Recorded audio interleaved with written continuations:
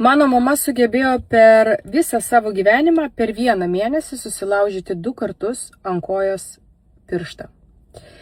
Ir gaus dabar 2 išmokas. Tai vieną kartą susilaužė mažąjį pirštelį, belė koks skausmas. Ir kitą kartą visiškai random atėjom prie jūros ir pradėjom žaisti beach tenisą ir jinai tiesiog atsistojo ant akmenuko ir susilaužė va šitą pirštelį.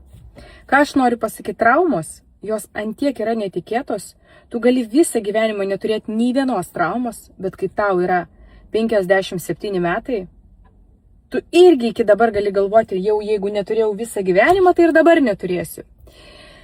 Tai mano mamos darbas yra stovimas. Jinai atsisėsti per dieną tikrai neturi labai daug laiko, jinai tiesiog per pietus atsisėda, bet šiaip yra stovimas. Va toksai darbas reikalauja ko? Realiai buvimo, gulėjimo ir kuo mažiau vaikščiojimo. Ir draudimas, kaip visada aš sakau, tai yra pinigai, kada jų labiausiai reikia. Tu gauni pinigus, tu apsimoki savo įsipareigojimus, kurių tau niekas neapmokės. Nesvarbu, kad tu nedirbi, tu vis tiek turi juos apsimokėti.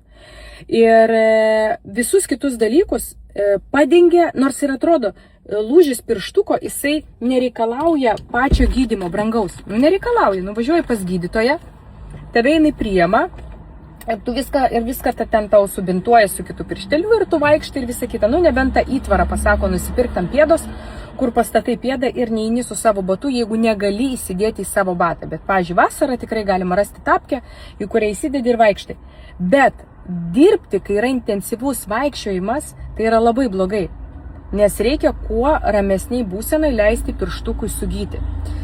Aš visą laiką sakau, jeigu jau nenorite atsidėti pinigų ir kaupti, jūs turite galimybę pas mane tiesiog apsidrausti nuo traumų, nuo kritinių ligų ir gyvybės sumą. Ir dar kiti draudimai, apie kuriuos mes kalbam jau individualioje konsultacijoje, žiūriu, ar jums reikia, ar ne, aš jums patariu, ar tikrai reikia visko imti neįgalumo, mirtis dėl nelaimingų atsitikimų imti, ar gyvybės visgi sumą, ar netekto nedarbingumo draudimai ir taip toliau ir taip toliau.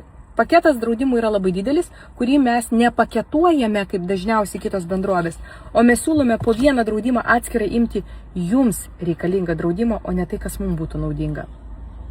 Tai va, tai tiesiog netikėti lūžiai, pasitempimai, išnarinimai, nepaisant jūsų amžiaus gali ateiti bet kada. Ir ateis tada, kada atrodo, net ne dabar, Dieve, galėjo būti bent jau prieš mėnesį, tada, kada atostogavau ir nereikėjo įti darbą, o tada, kada neatostogauji, tau reikia įti darbą, tu dar traumą gauni. Žodžiu, ką aš noriu pasakyti, nelaukite to momento, kada gailėsitės, kad nepasidarė draudimo. Darykitės dabar ir turėkite apsaugą dabar.